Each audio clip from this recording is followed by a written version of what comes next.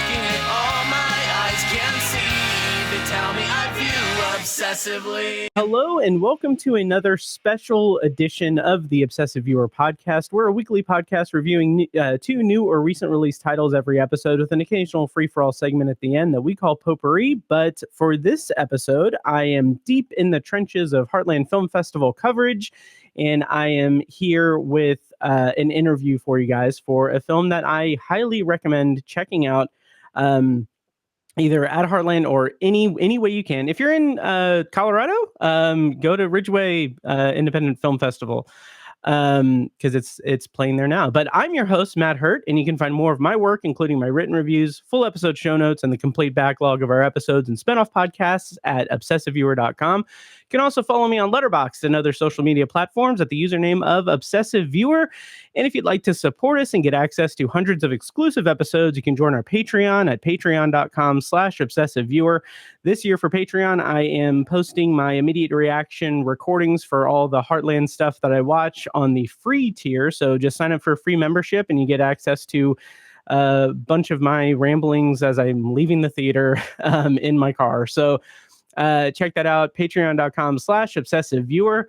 And today on the show, we've got some very special guests. We've got director Cameron S. Mitchell and his father, David T. Mitchell, here for their film, Disposable Humanity.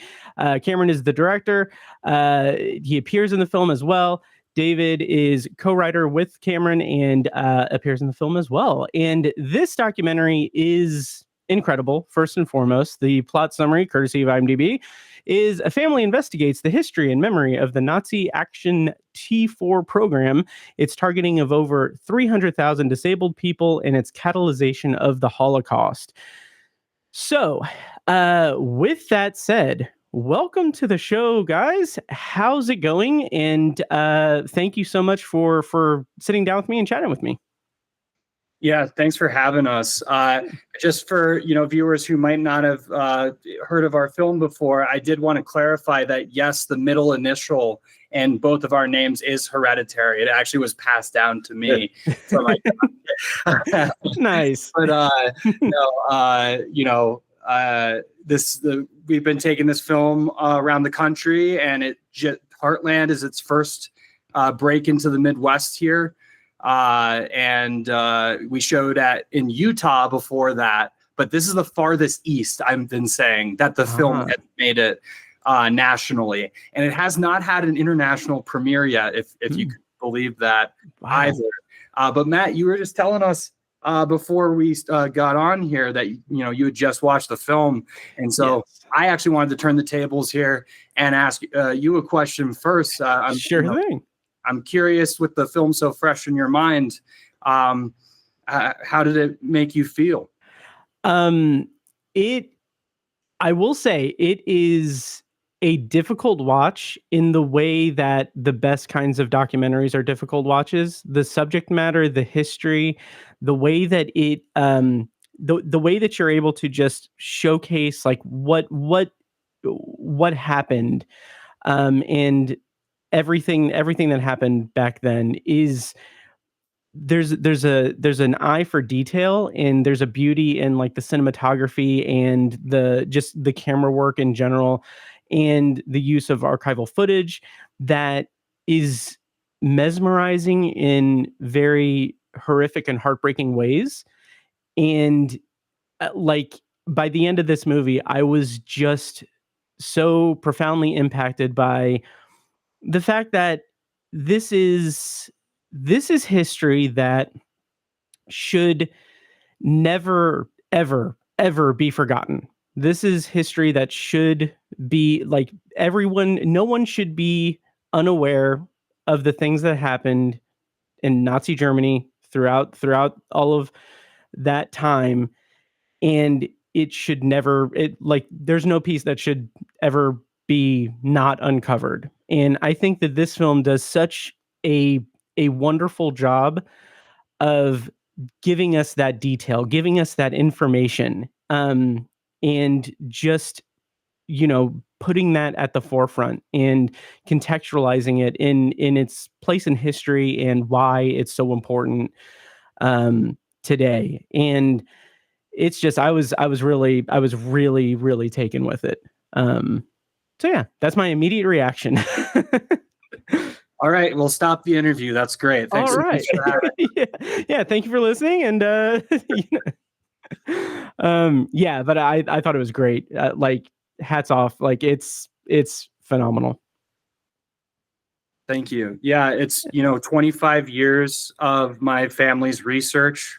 We started going to Germany in the 90s, where my folks are disability studies professors, and they were actually presenting on the history of American eugenics in Germany.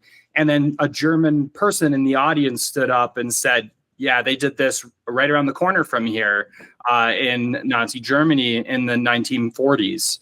And so we grabbed a handy cam and went and filmed at several of the sites. Eventually, my folks, they make films as a part of their academic research. So they made a documentary short called A World Without Bodies. Footage from that film can be seen in this film in the feature length. And I just remember as a kid, I was so impacted by the fact that I'd never seen disabled people represented in the Holocaust. I had read The Diary of Anne Frank. I had read Art Spiegelman's Mouse. I was also a fan of a lot of great World War II movies, which never mention it. And still to this day, I think that trend continues. There's brief mentions of T4 in the film Never Look Away, which came out last year. There's a couple of films out there, but this is the first feature film to ever focus solely on the Nazi Aktion T4 program from the perspective of disabled people. And why that matters and why it's important is because they had these 6 T4 memorials. They were on the sites of the 6 killing centers where this occurred, and many of them are also still active psychiatric institutions. So in the film, we go into that and we address this conundrum of small spoiler here. One of the directors actually says if you had to shut down every psychiatric institution where T4 occurred, you would have to shut down every building in the psychiatric system in Germany. But so yeah, it's really quite a thing to wrap your head around. It's familiar but unfamiliar history, right? Yeah. Oh yeah, and it's like when talking about Nazi Germany and the Holocaust and everything, that's one of the things that I kind of said before, like what I was kind of taken with by this documentary is that, like, as someone who, like, I'm 39, growing up here in the US, I know about the history and like know about like what was taught in schools and everything, and what's in pop culture and my own like nonfiction reading and everything. And so like I know intellectually, like, yes, that disabled people were targeted as well as every other marginalized person and all of that. But just it's something that has gone through in terms of presenting history to us, that it's like you don't really come away knowing any real specifics of it, like any of the like really specific details of it, like how it started and what, like this being kind of the catalyst for the Holocaust and gas chambers and everything, is something that just like that's brand new information for me. And like that's my fear on a more broad level, that the farther we get away from these atrocities, these horrific events, how, like, the farther away we get, how much is it going to be like, oh, this thing that happened in the past, and not this thing that should never ever happen again in human future history, anything. And that's why I think like documentaries like this and the work that you guys do is so incredibly vital, because I like I feel like it's at the point here where I don't need to go into specifics, but the current time that we live in now, the current political climate, the current administration and everything. Like, or to imagine that, Elon Musk went to Germany to an AfD party that's, they control 20% of the seats in their parliament. And said it's time to move on from the Holocaust, that Germany has felt enough guilt. And so we actually said, Elon, you don't even know how the Holocaust started. You're asking people to move on from this historical event, and nobody has the context of what Action T4 is, or even how all this happened. My dad, I'll let him tell this story, but he frequently asks his students, do you know where the gas chamber comes from? And what do they say? Yeah.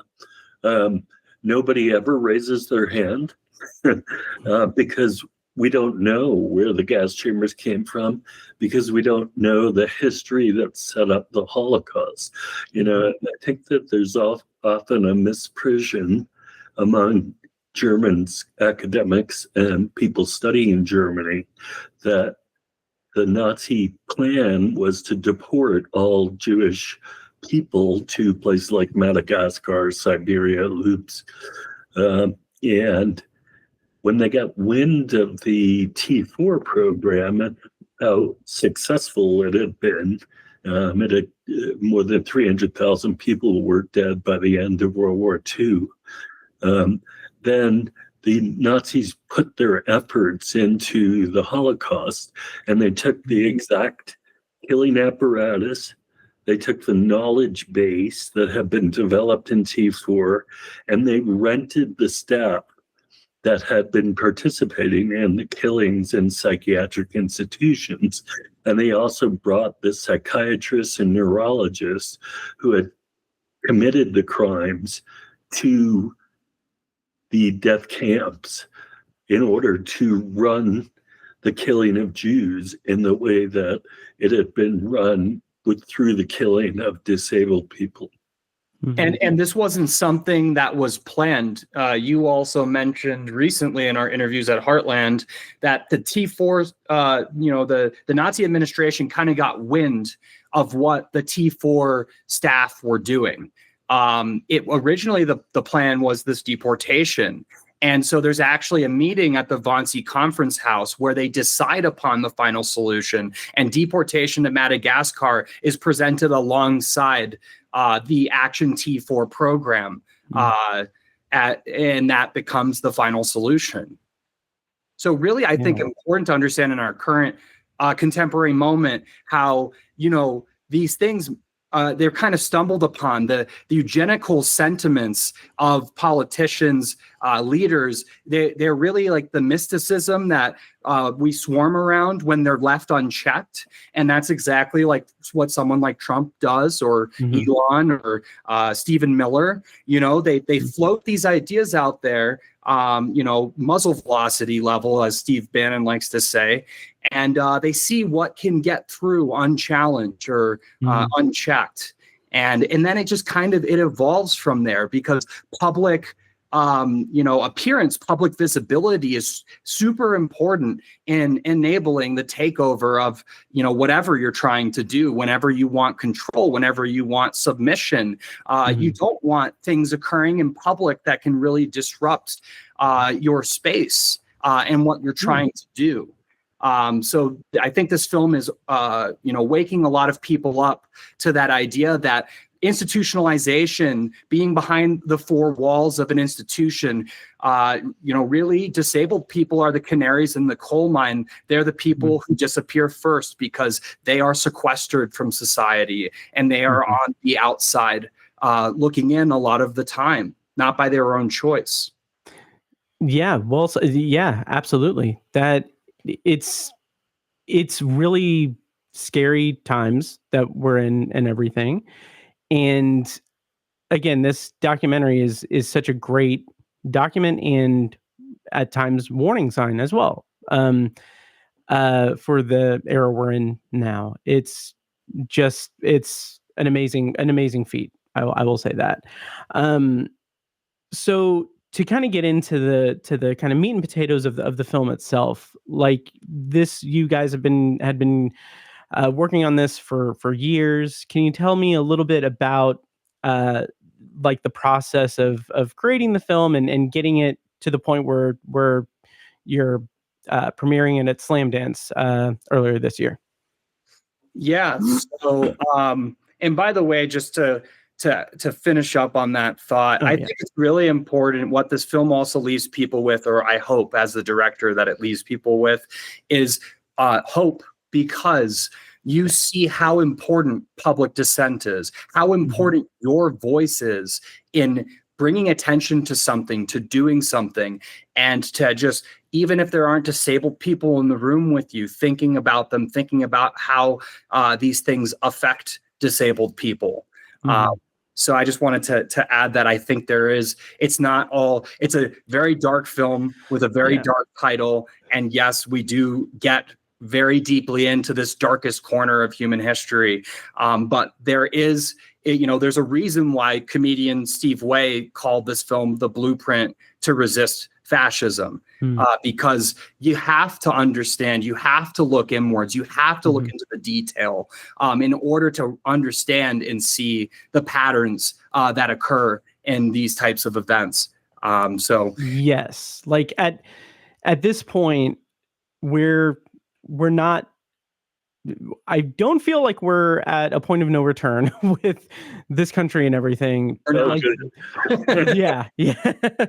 But just the fact that, like, I can say, we're like, this administration is sliding more and more and more and more and more into fascism and everything. And just me saying that if Trump had his druthers and if his executive orders meant anything, that would like label me, like me saying that would be, oh, I'm a domestic terrorist because I don't support fascism.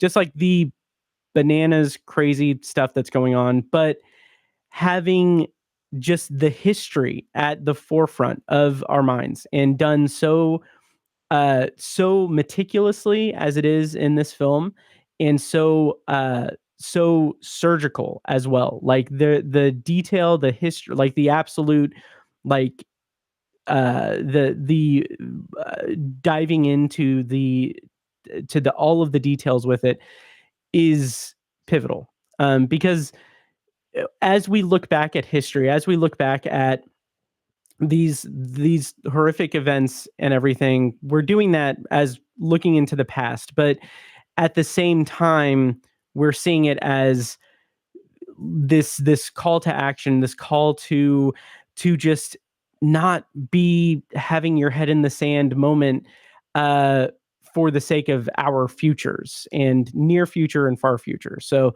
and the idea that a film, like the beauty of film as a medium, is that a film can be made at any time and somebody can just decide to create this act of love and preserving the memories of the lost T4 victims or whoever else. And that's the power of film, right? We can collect all 6 of these T4 memorial centers into one film so that a disabled person or someone who might not be able to reach all of these places because they're in incredibly geographically difficult places to reach in Germany, someone can see all of those places in one space and in one film. And that was kind of like the process of making this thing was, I remember Ryan Hamaker, our B camera operator, he just said to me one day, he's like, we're just here to capture. We're here to capture as much as possible because, he could see me as the director agonizing over, okay, where to go next? Because there's so many stories. It's so difficult to make the decisions of, okay, we had 2 months in Germany and Poland and Austria, and we had to be very wise about how we spent that time schedule. And so when Ryan said, we're just capturing, and it kind of reset me. And I was like, okay, I'm going to get into camera operator, cinematographer mode here, and just react. Right.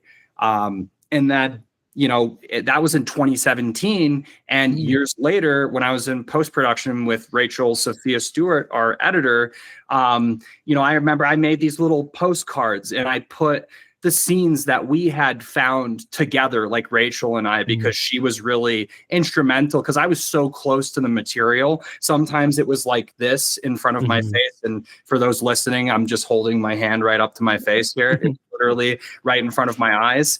And Rachel would point out like, oh, that shot you thought was unusable, because the subject was looking into the lens. That's actually, it feels like you're looking into their soul, and things like that. So Nice. This film really came about. It wasn't, you had a script because that you needed it to pitch to grants and to get it produced. But when it came to the edit, it was just the best scenes win, and so from 2017 until 2020, until now, that was the process in post-production. And I really respect documentary filmmakers, because I think there's no one that spends more time on a film without like a paint by numbers kind of script or approach, and comes out on the other end with some form of art. I think that's incredible. Absolutely. Sorry. Go ahead. I just wanted to go back to the beginning of your question, which is about historical anachronism, and trying to avoid allowing this piece of history to fall into that. And I find that a lot of times historical anachronism helps you, because it allows you to kind of separate yourself and put it in the distance a bit. And then as you're watching the film, it starts to come closer and closer. And I think that Cameron's technique does that, because we move from here's some of the background history and then end up at the, memorial artists who are working today in order to try to keep the memory of T4, from falling into the dustbin of history. And I think that's so important, because it's through these artists. So then the Nazis' plan was to essentially annihilate disabled people like they were an extinct species. Didn't want to see them, didn't want anything to do with them. They wanted to wipe out their memory. And these artists, 3-4 generations later, deciding to jump this historical divide in order to bring back their relatives or people that they knew who died during this T4 period. I find that very moving myself. Yeah, and you're talking about T4 victims who sometimes their lives have been reduced to temperature charts, medical charts, and just like a daily check-in even. And so the film's job is really to try to imagine what that person was like. And when we don't have it, to talk about that absence, kind of like the negative space between, kind of like a Roger Waters guitar solo or something like that. It's just like we're living in the in-between moments. And the director of The Tallest Dwarf said that to me recently. She was like, it really lets you meander a bit and, contemplate and think on it. Wow. Yeah. Oh, absolutely. Absolutely. The moments in the documentary that talk about the victims of T4, and in particular, like going through old records and finding trying to find the death certificate, and like knowing that like the one person's testimonial about having a relative who he and his family just thought was, they died as a baby, and learning that wasn't the case, and just lamenting that idea that like he doesn't know what his interests were, or like who he was. And like it's that level of like generational grief and not knowing. It's like you can tell that it's like not knowing a part of yourself, and that is something that is just so deeply tragic and just so potent in the film. And I just really love the way that it just kind of shows that piece of the story. as tragic as it is. I mean, I think also you have to think about that kind of effort to resurrect people from three, 4 generations ago, really as an act of political activism. We often don't recognize disability as having, a kind of strong activist movement, but it's because I think it works much more subtly, in general. And what happened was, we kept going back to these T4 memorial centers, and they were all inaccessible. And they were inaccessible because they were built largely for staff in training, like physicians, nurses. They thought that would be their major audience, and never considered that disabled people would want to take up a piece of their history that might reflect upon them. And, I think that Cameron's film just captures that in a way that's so powerful. Absolutely. Yep. Nor that the Nazis themselves, they made these spaces inaccessible, so that German functional engineering that they're so known for as a cultural stereotype, right? Yeah. It's there were stairs into these gas chambers, there were stairs into these castles, so they did not streamline anything, as dark and macabre as it is to say that, but that's how I think of that, as that's how limited their worldview was. Yes. Yes. Viewing it's something that is it's something that just showcases the inhumanity of it all, like just viewing another human being as someone that's not a human being, essentially. And that is the thing that I struggle so hard to wrap my head around, like the fact that there is evil like that has existed. And it's just it's mind-boggling to me. Yeah, well, I mean, when you think about how, trans books were the first books to be burned at the Museum of Sexology in Germany, and we're seeing a similar targeting of the trans population now. These are people that are less than 1% of the population, and yet there's a whole media machine that's built around kind of making them the enemy. And it will take up a lot of the air in the room of a conversation with a person who might have never even met a trans person before. It's a boogeyman. This is an imaginary villain that and we all know the Nazis knew this very well. Len Riefenstahl and their entire dedicated propaganda campaign and department. And in this film, we expand on that a little bit and show how they were using actors to play doctors in these T4 propaganda films. And this was like a very well-oiled machine that they knew how important the outside perception was of the enemy that they were trying to build, right? Because Germany comes from being a state-of-the-art healthcare institution in the 1920s to the absolute dregs, the worst thing that's ever happened in healthcare in human history. And how that happens is they start labeling them useless eaters. And lives unworthy of living, Lebenswerten on Lebenswerten. They came up with all of these German words to label them, new words that had never been used before. So I don't want to spoil too much of the film, but there's of that in there.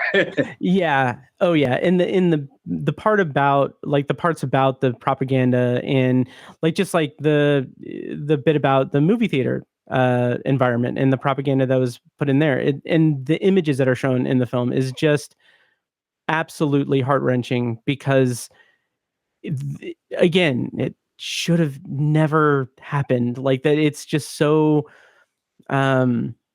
it's just such a dark piece of history, but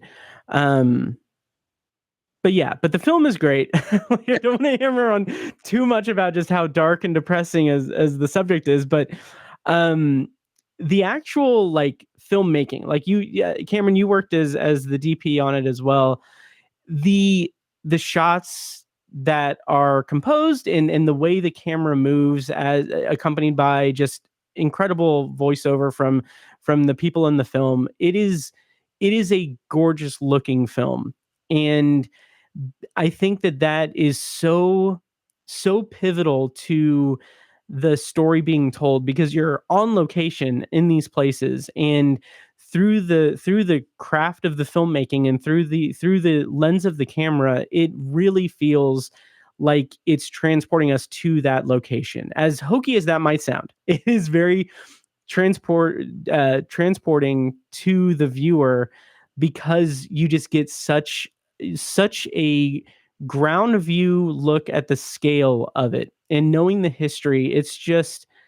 It's really spectacularly realized on film. So kudos to you on that, because it's a really gorgeous looking film. Thank you. I saw that as part of my challenge, actually. I was like, Mm. oh, the reason that there's never been a film about this made in this way that's really beautiful is because no one's ever maybe had the time to do it. But Mhm. I think what I've learned now is actually that there's probably a film out there somewhere that just was never given the light of day, because making a film on this subject, you get so much pushback. And, yeah. As a cinematographer, I think a lot about, I double majored in college in film and visual anthropology. And Wow. in visual anthropology, the field is really set up to make you think about who is making the film.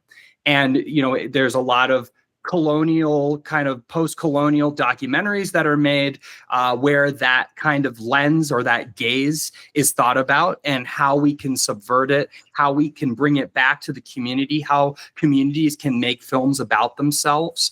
And so that what you're talking about with experiencing being transported, that was very intentional, because you could have made this film. I mean, the film has been made before in some way, just hasn't been from the perspective of disabled people. And what I mean when I say that is the cinematography itself is ingrained with how a disabled person, certain different body types, different bodily experiences might inhabit the space. And so a lot of the time I was really focused on these continuous Ronin gimbal shots where I would just try and go through the space for as long as possible. And that at times you might run into my family or one of the curators, or, for instance, in the opening scene, the Louisiana Funky Butts just happened to be there while we were filming. And I think just added to those layers of historical palimpsest, that layering of history that's occurring right in front of you,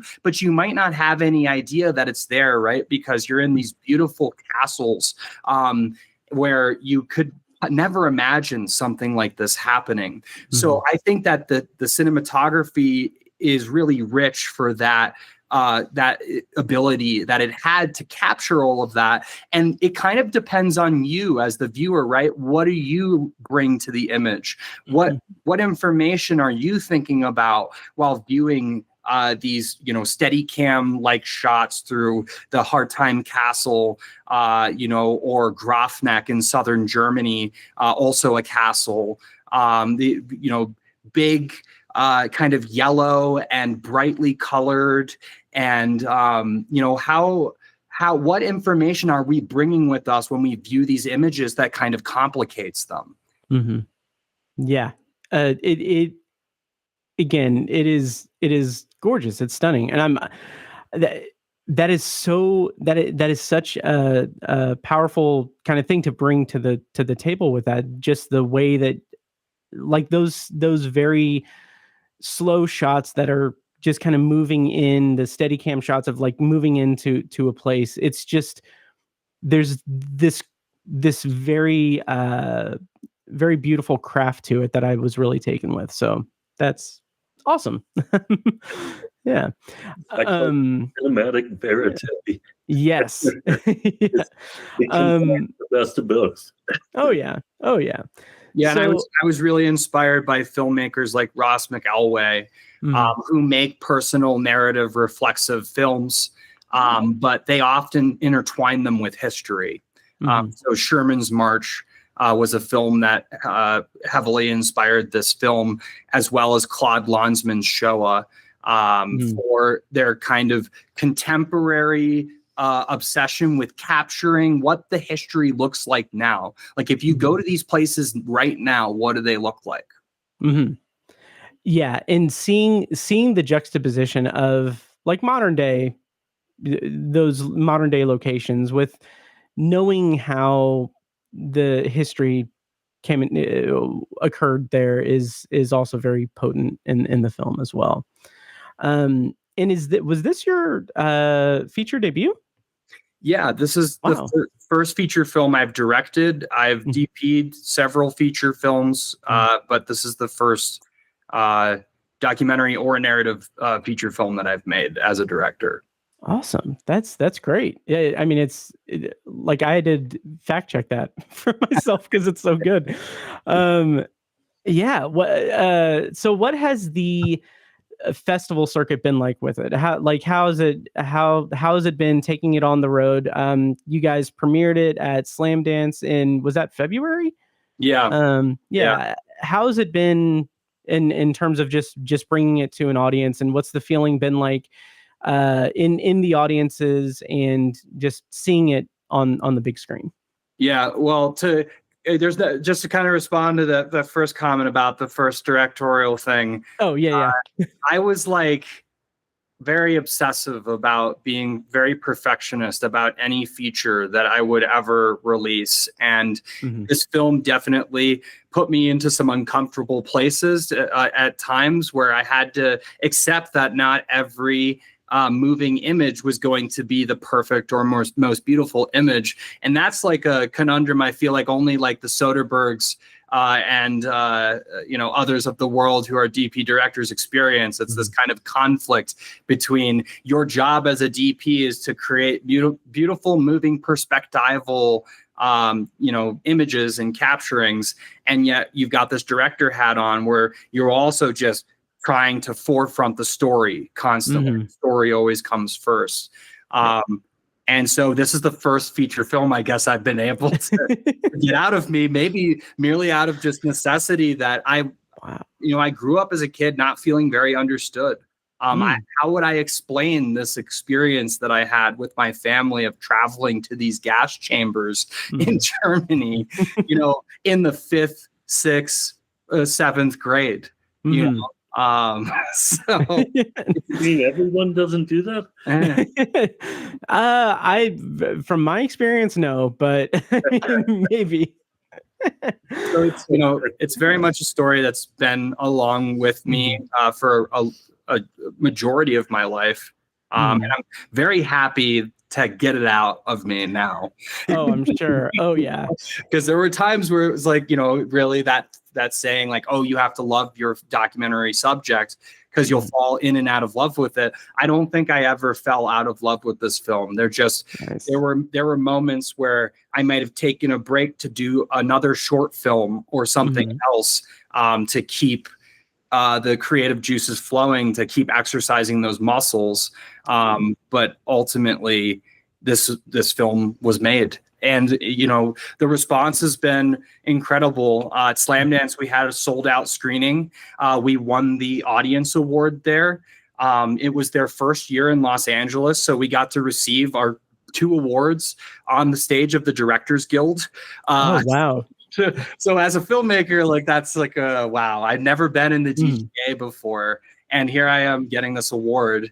And then most recently got to screen at the Alamo Drafthouse Cinema in Indianapolis, and it's only a year old. And I've never been in an Alamo Drafthouse, let alone seen a film in a Drafthouse.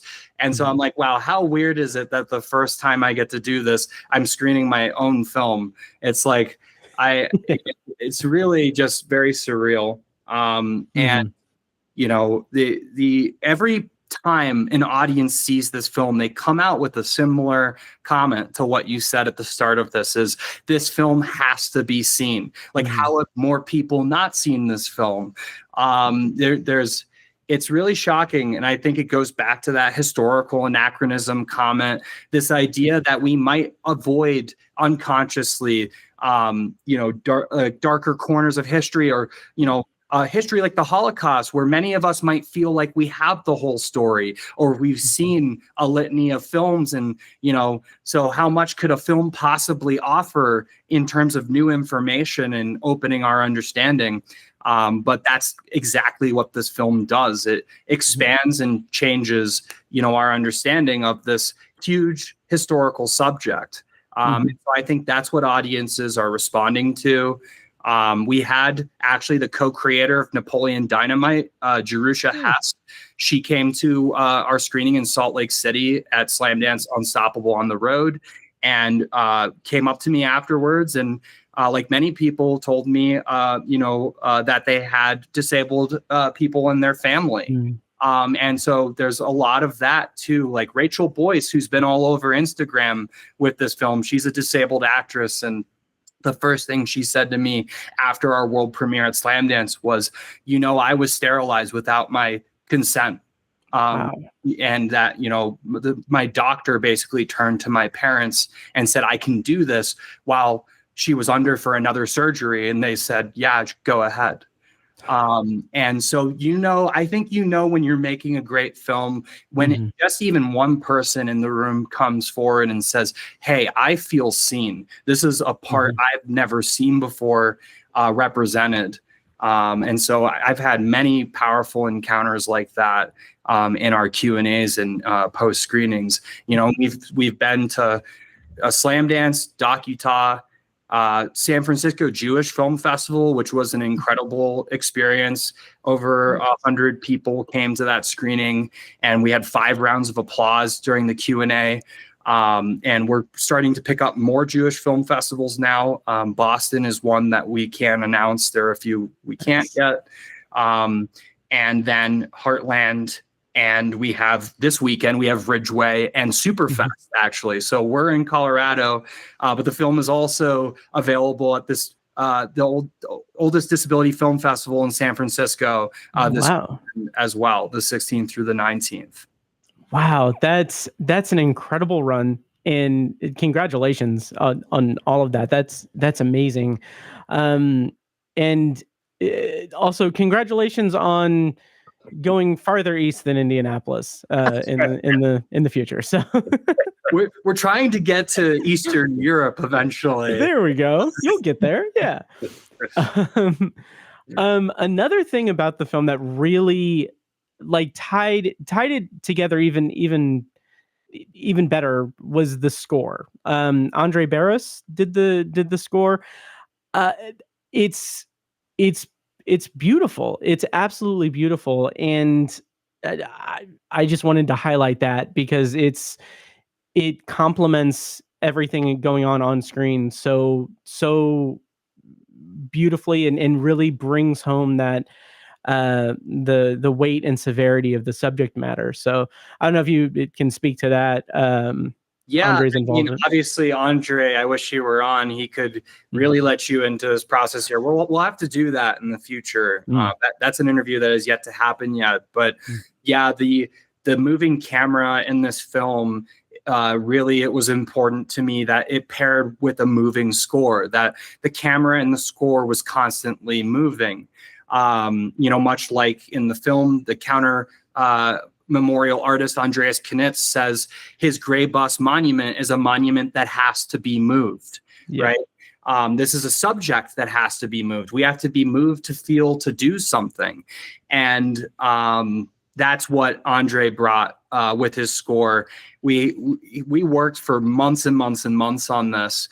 He actually was with us even before we had done principal photography of the film in 2017. And I guess that just ended up being kind of our process. He also did the score for my PBS doc short Elsa, which he actually recorded ahead of time. A sight unseen. I gave him kind of the story of this deafblind fencer and author who'd written for Marvel and Assassin's Creed. And he made this score that like perfectly encapsulated her and wasn't too inspirational or inspiration porn or uplifting. It's really deep and layered and complex. And that's just, I mean, that's the magic of his work. I can't let you in on that or quite explain it. But Sure. I do know, you know, we were both emphatic about a live score. So the things recorded with a 5-piece string ensemble in studio.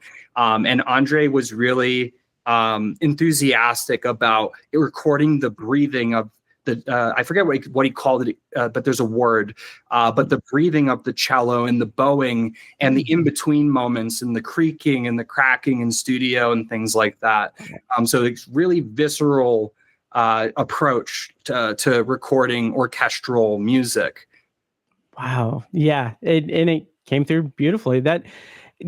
You saying like it being just like a 5-piece, like in studio thing, like that just, it really breathes life into it.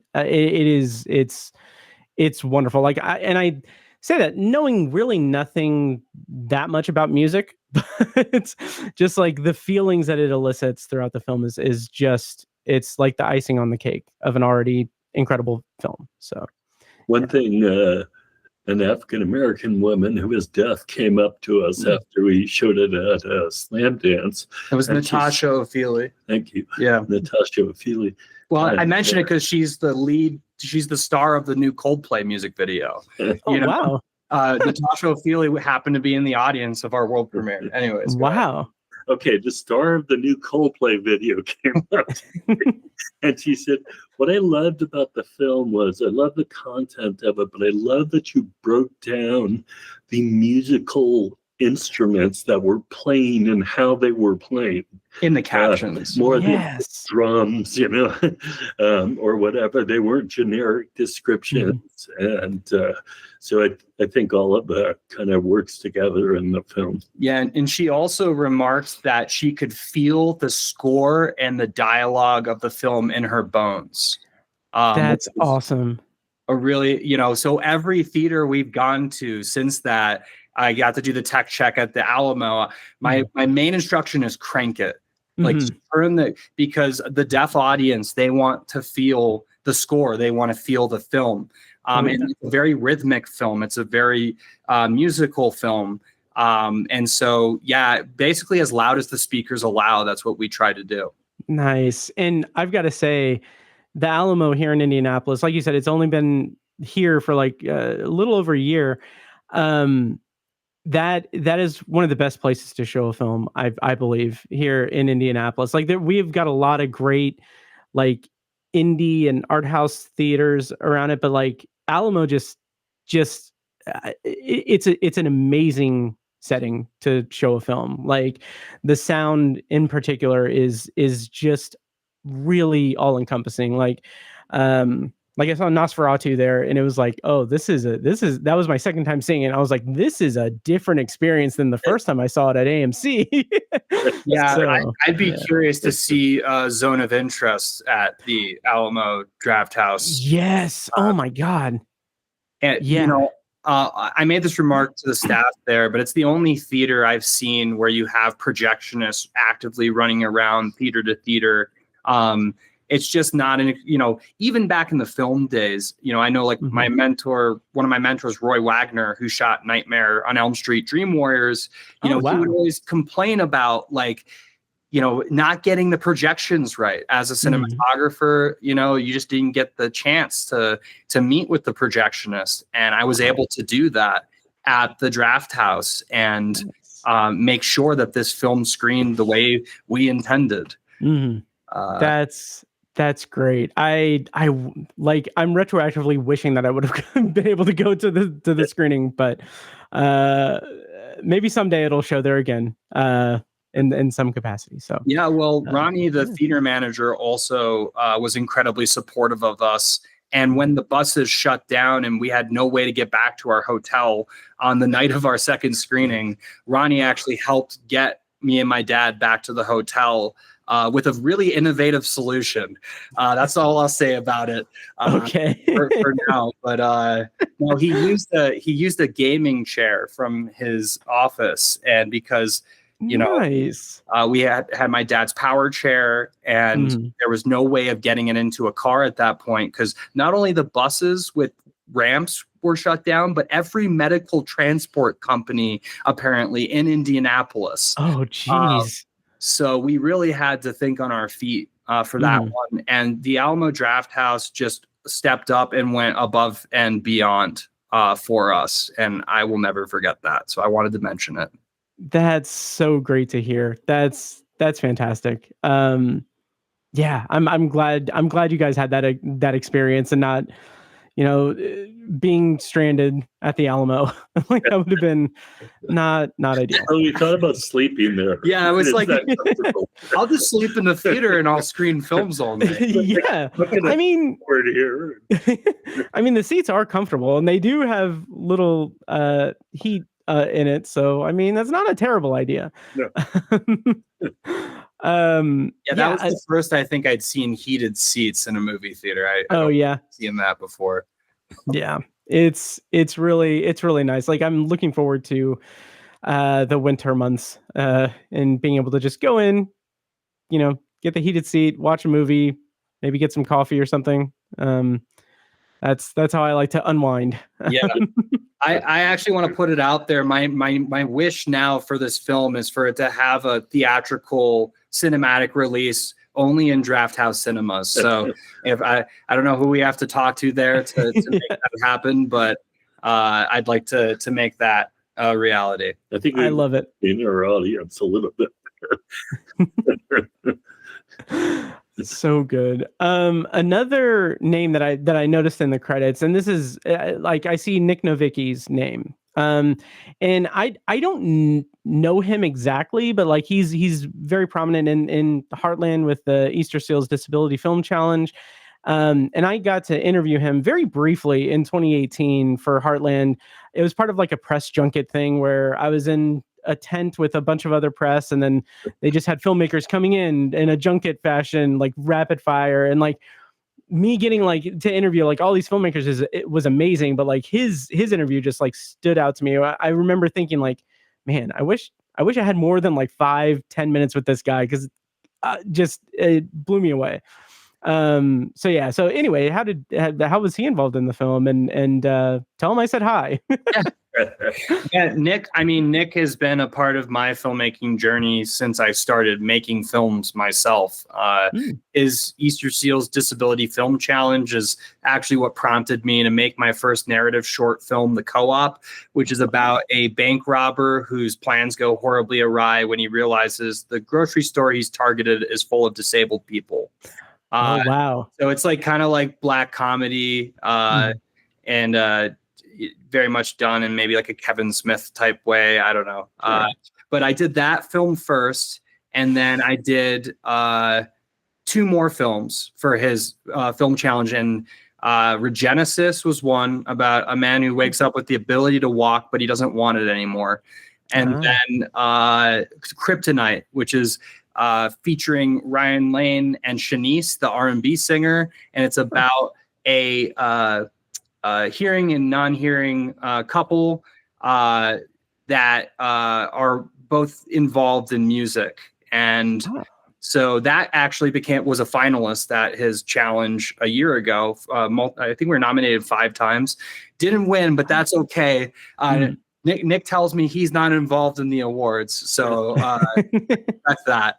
But yeah, so Nick's been a part of that journey for me for a long time, and he saw the film and was immediately so moved by it that he joined us, and he's been at several of our screenings. He actually spoke at our second Q&A at Heartland, and he's also an EP on The Tallest Dwarf, which is that other film I mentioned, which is fantastic, and everyone should go check it out. Very cool. Very cool.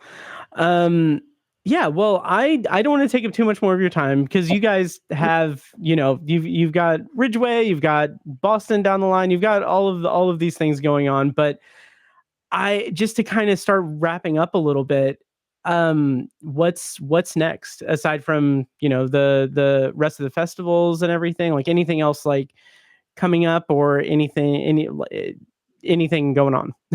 Yeah, so I'm gonna go shoot a music video in Iceland in the Oh, middle of wow. next month. I might be filming a documentary for Ravit Marcus at the end of this month in New Jersey, and I just shot a sci-fi post-apocalyptic short in Portland, right when the troops were arriving. Oh, wow. We were on a military base too, so you would Oh, geez. Extras. but it was an abandoned one. But yeah, so been busy doing short films, and I think next I want to do a narrative feature. I've done a lot of doc. I want to get back to my narrative roots here, and make possibly a horror film. Ooh, nice. Yeah. Very nice. I'm a huge fan of horror. Scream changed my life. Like you and like we would not be having this conversation had I not seen Scream when I was like 8 years old or 10 years old.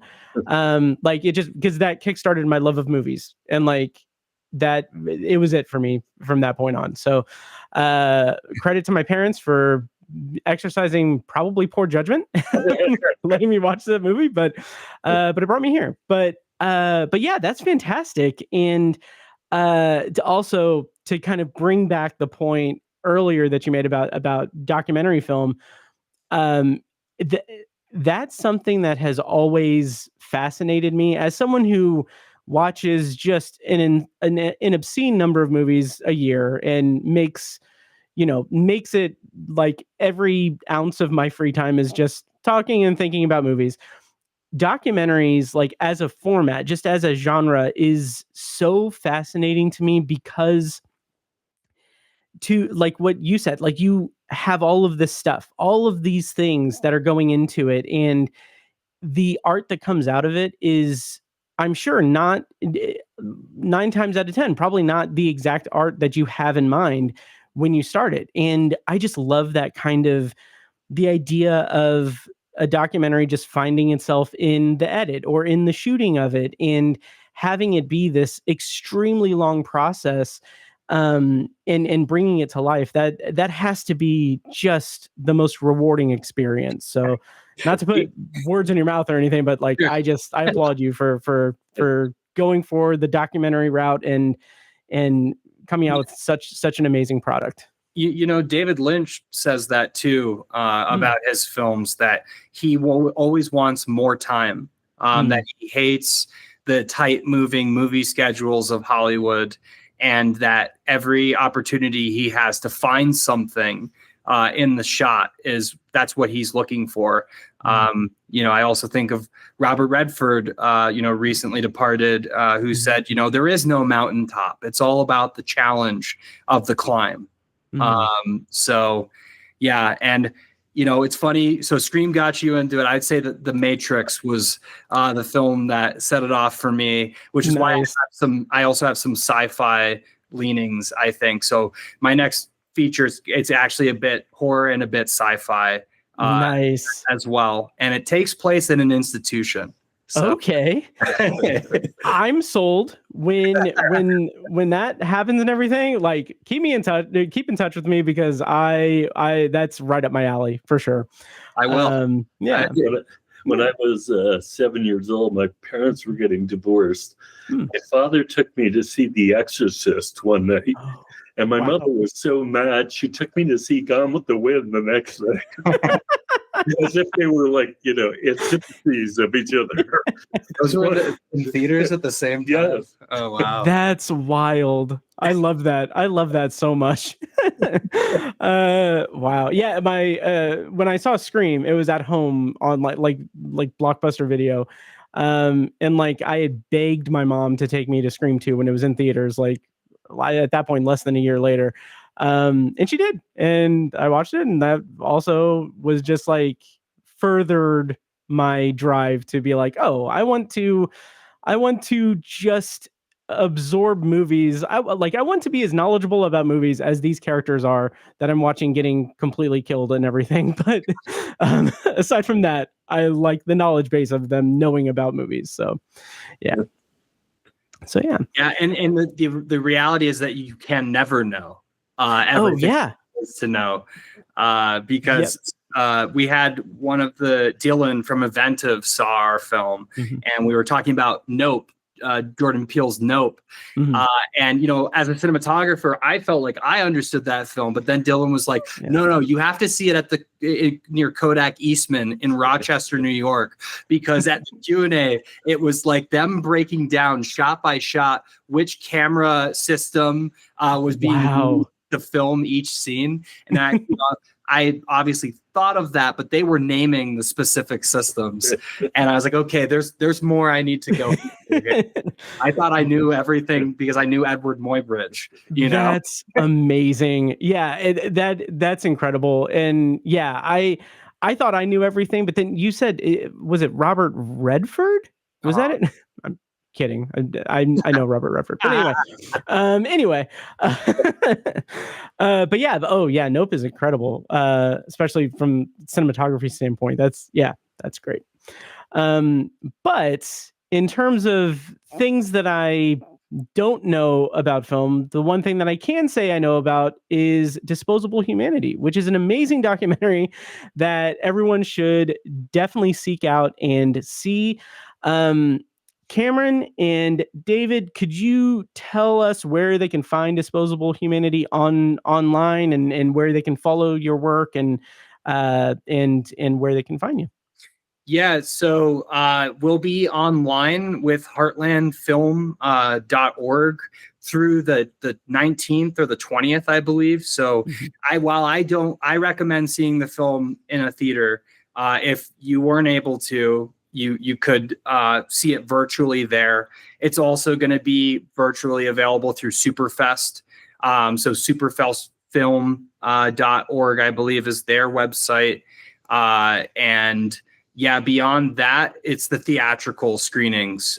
So next would be Ridgeway, but this is already going to be it's already going to be passed by the time this comes out.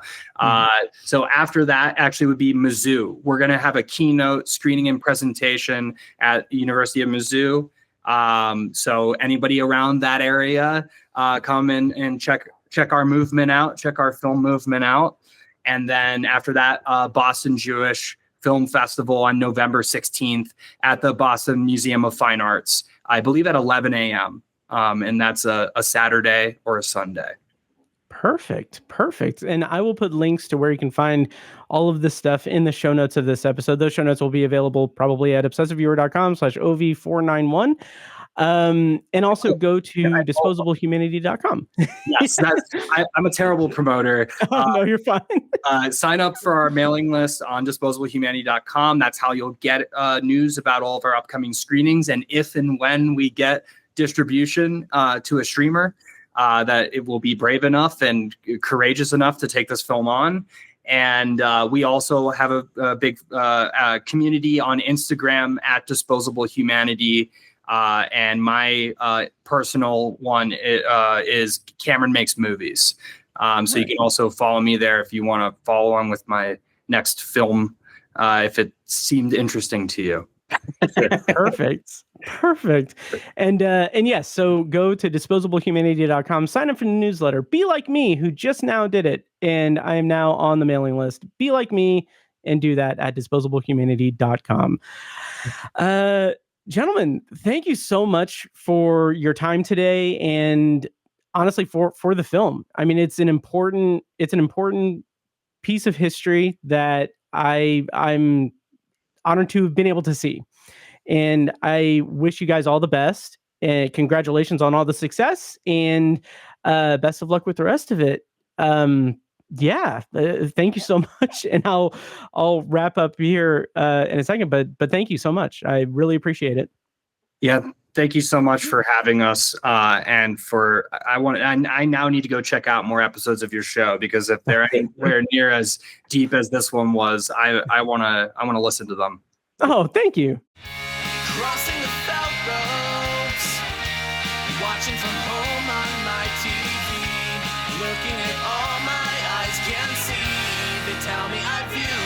obsessively.